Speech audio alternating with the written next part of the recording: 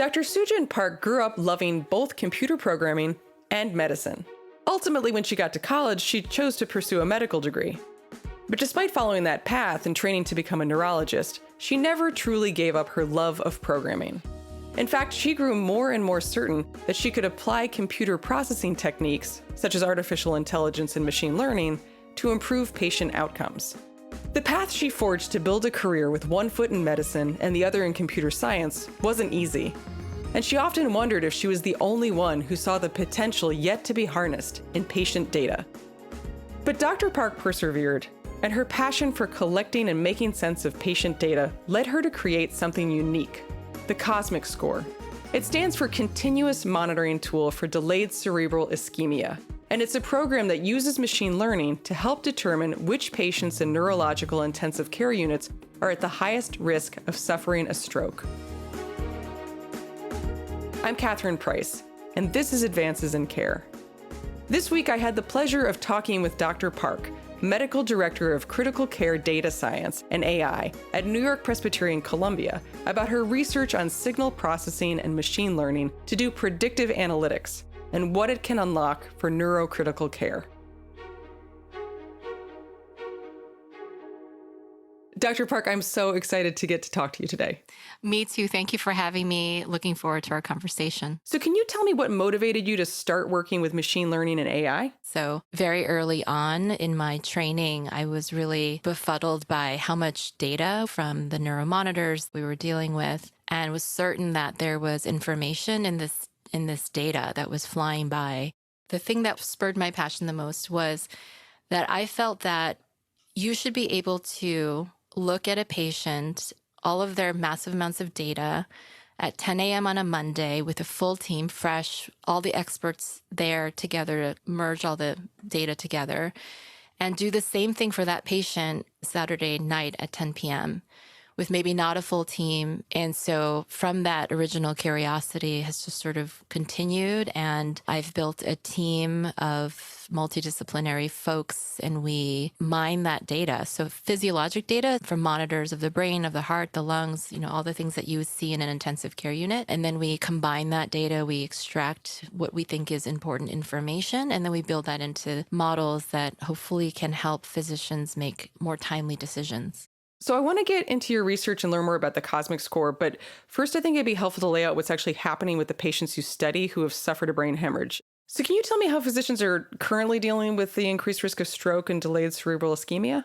If you think about the problem of aneurysmal subarachnoid hemorrhage, which is when you have an aneurysm in your blood vessel in your brain and it ruptures and you have blood where it shouldn't be, and then it triggers a bunch of cascade of events that in about 30 to 40% of patients can lead to a future stroke in the hospital in the next 2 to 3 weeks. We're monitoring patients for that in the hospital. So while ruptured aneurysms are not the most common thing, it is frequent enough. It's our bread and butter here, but it ends up being a big portion of patient days that you care for in the neuro ICU. And you're seeing patients over a course of 2 to 3 weeks where you're trying to distinguish, is this the person who's going to have a stroke or not? And so what we do really is monitor in real time for, is this patient looking a little bit different? And so my belief was that we could detect and predict which patient is going to have that onset much more precisely than we were before. So the standard of how we do that right now is you come in, you have this ruptured blood everywhere in your brain, you take a CAT scan, you see the distribution and the thickness of the blood that you see on that first scan, and it gives a risk estimate of what is the likelihood that you're going to fall into a high or low risk of having this stroke. And now, if you fall in that high risk category, the group of patients studied in that risk category has a 40% chance of having a stroke. It means the majority of that group didn't. 60% didn't. But the lowest risk group has like a 20% chance. So you now have a low risk, but you still have a 1 in 5 chance of having a stroke. How does that help you in managing a patient? It doesn't. We're surprised all the time. Someone who looks like they're definitely going to have a stroke, they don't. So we end up bringing everyone to the intensive care unit and monitoring them the same. And we keep these patients in the ICU for the same amount of time. It's between 7 to 14, sometimes 21 days, until we feel more and more sure they're not going to have a stroke. So it sounds like it's really hard for humans to figure out which patients are going to have a stroke. So when did it occur to you that machine learning could help with that? And also, can you tell me a bit more about the Cosmic Score that you created and how it helps predict which patients might actually suffer from a stroke? way back in 2012, I was convinced that this could be a good way of bringing more precision. So machine learning, given enough data, you can try to give a prediction much more precisely than that 1 in 5 and that, 60% or 40% for that patient. And so my belief was we could do this in a time varying way where we can establish in real time, do my parameters about this patient, their observable characteristics, is it more like the group of patients who ended up having a stroke, or is it more like the patients who didn't have a stroke? That was the driving belief in the beginning. In our model for our COSMIC score, which is a prediction/detection of this stroke syndrome that happens after the aneurysm rupture, we've worked with the very neurospecific data where you can get a monitor placed in a head and get all that data in real time and look at brain tissue oxygen, all those things, EEG. Like these are things that may be available here at NYP, but maybe it's not available at every single hospital. And I wanted to have as much impact as possible across all patients with aneurysmal rupture. So we started with a pretty parsimonious model where we said, there's a shared pathomechanism between patients who have these vital sign changes.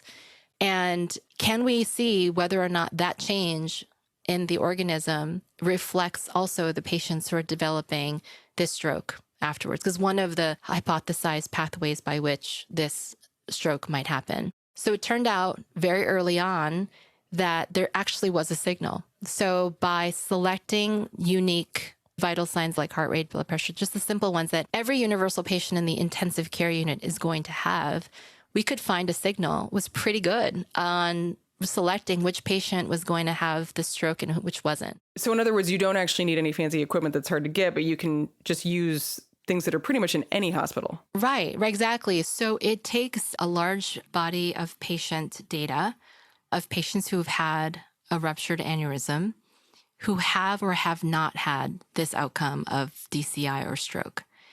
We have extracted types of monitoring data, so things that you would see in the ICU, like heart rate, blood pressures, that kind of stuff that you monitor. We also look at things like their, gender, age, and we throw it into a model that then is able to classify an unseen patient as fitting one category or the other. And the category is, did you have this outcome of DCI or didn't you? And our innovation is in trying to apply this in a temporal fashion, in a time-varying fashion on unseen data and trying to make updated predictions every couple of hours. You said that when you looked at all that data, you actually saw there was a signal coming through. Yes, right. We said, wait a second, there's something here where we can see something with the universal measures. Can we make that even stronger, given that we have quite a few patients, but we don't have millions of patients? And so we did a little bit of feature engineering and we created this cross correlation of these vital signs that would pick up that information. And we put that into the model and it worked beautifully. And then we made it temporal. So we're trying to make it more time varying so it can be a risk score. And we're calling it the COSMIC score. Okay, so the COSMIC score, which again is short for Continuous Monitoring Tool for Delayed Cerebral Ischemia, that's giving a score that would help physicians determine who's at highest risk for DCI. And then that would help those physicians work together to make informed decisions about how to treat patients. Yes, right. So we have this COSMIC score. It is a machine learning score, right? So it's somewhat of a black box. People don't really know what's going into it. I want them to trust it. And so we're doing a couple of steps, which I think is very, very important before you try to implement machine learning in a clinical space, which is first you want to make it adapted to what the users really need. So in one arm, we are doing user-centered design of this clinical decision support. So we are actually surveying the actual clinicians who would use this information or who are expert in this to say, when you present this score, what other information do you think is necessary? What would make you believe this or not believe this? Or what would you want to confirm based on this? Does it raise a suspicion? And what information do you need right now to kind of deliver that mundane, level of data munging? That's number one. So we're trying to design it in a user-centered way. And so the number two, in parallel, we're looking at, is it working? Does it work? So when I developed it, We developed it on Columbia data, but we have friends elsewhere. So we had a group in Germany and a group in Texas who had similar types of patients, but maybe practice a little bit differently. Maybe their patient makeup is different ethnically, right? And they shared their data sets with us. We were able to validate that it works. You learn the model off of our patients and we validated it on theirs and it worked. So it's not overfit. That term where you have all this data, you have a complex model. And I have figured out that brunettes with the name Catherine are really good at interviews. But that may not generalize to all brunette Catherines. You know what I mean? It just really fits the model right now. So I need to know that it works on Catherines from Germany and Catherines from Texas. And it did seem to work. I mean, you can never tell about those Catherines. Yeah. Totally unpredictable. Yeah. But then what we had done was like a pseudo prospective validation. I had their full data set. I knew everything that happened. I predicted one point in time. How does that work in real time now? Because, like you go to the store and you see a beautiful dress on a hanger and you think that looks so, so beautiful. You put it on, you're like, what is this monster I'm looking at, right? Until you try it on, you're like, oh, I did not have the imagination for all the things that it would have occurred to me on the hanger. So we're trying it on and we're discovering tons of very interesting things, right? So we are understanding that when you are not knowledgeable of the full outcome of a patient and not looking at, 80 patients at once and you're looking at a single patient, how does that score get interpreted? What we're doing is we are prospectively following patients with aneurysmal rupture, seeing what clinicians are doing, what they are seeing, when they are seeing it, and then seeing what the score says and what it would have done differently. What would have been the actions in the idealized, fully adopted way. So let's say, pretend they believe your AI, or your machine learning, I should say. They believe your score. They're going to, whether it's right or wrong, this is what they're going to do. How will that have hurt or helped the patient? We all know that different people are going to adopt a score like this in different ways. And maybe unpredictable. It might be that your least experienced people adopt it even more. Or maybe they're the ones who adopt it the least because they don't understand the process already. They're trying to gain experience. Maybe the experienced people will adopt it more or less. We actually have no idea how that's going to shake out. And so what are the factors that are going to increase adoption or decrease adoption? So that's the third arm. And we're doing the adoption in a simulated environment. So we're going to have cases that are designed by a software engineer to be in like a format where here's a real patient, expert, here's the information at this time. This is the score. What are you going to do? So what have you learned so far from the research? Has anything surprised you? So one of the things actually that was surprising to me as we're doing this silent clinical validation and exploring the utility of the score, we had designed it thinking we really need to figure out which of these 30 to 40%, these hidden people are really going to have this untoward event. The things that we do to try to prevent it is to keep people very euvolemic. We try to make sure that they're tanked up, they have enough fluid on board. We try to control their blood pressure doesn't go too low, but we also don't want it to be too high. It turns out there's going to be a benefit, almost maybe even more benefit to the patients who are not going to have it. And that's the 60 to 70% of patients who are captive audiences of ours for 2 to 3 weeks, essentially chained to their bed by a drain in their head or other monitoring equipment. They might be able to walk around the unit a bit. They're getting highly monitored because we're just not sure if they're the ones who are going to have the stroke. That's 60 to 70% of patients may not need to be in the ICU. They may be able to get that drain out of their head earlier. If we knew they did not need it earlier, the longer you have a drain in your head, the more chances you have for it to become infected. That's just the natural history of these things, right? And so I'm thinking when we walked into this that we were going to look for that really, those sick patients I wanted to try to save stroke. But I'm starting to see that there might be, I think, as much, if not more, benefit for the patients we can accurately predict are not going to have it and get them out of the ICU faster, get those drains out faster. Yeah, I mean, that is such an important and overlooked point, because if ultimately the goal is to have a positive patient experience and to be healthy and safe, and you identify patients who don't need to be in the hospital, that's the outcome you're looking for. Like, that's the win. Yeah, and it's just from the discovery of looking at the data that's coming out of our silent clinical validation. It's just very clear. And, 60 to 70% is more than 30 to 40%. These are the majority of our patients. I mean, that's a really good point, because we focus so much on the people who need to stay in the hospital. But ultimately, it's just as important, if not more so, to focus on the people who don't need to be there. But anyway, just to take a step back, I know you want the Cosmic Score to be open source so that basically any hospital can use it. But I was wondering if you can tell me more about what needs to happen in order to make that possible. Fortunately or unfortunately, there was a mandate that all hospital systems that use digitized data or EHRs, electronic health records, have to be translated into a universal healthcare language called FHIR, Fast Healthcare Interoperability Resource. And that has occurred for lots of different kinds of data, thanks to our EHRs and our hospital systems. And we are building our machine learning model, sort of dictating how do you acquire the data at what frequency? What do you do with missing data? So we want to figure out those issues in as universal a way as possible and write those pieces in FHIR. So then it kind of goes and plugs into the hospital system. So this is a method that I see more and more people adopting, of being able to try to do multi-center clinical trials, or even on the final state, just being able to send it out and saying, this is the model. Here are the specifications, like a recipe. This is what went into it. Be very transparent about it. And then be careful to update it from time to time to say what is changing in your hospital. But in terms of its implementation, we've chosen this FHIR language to try to make it a lot more implementable and shareable.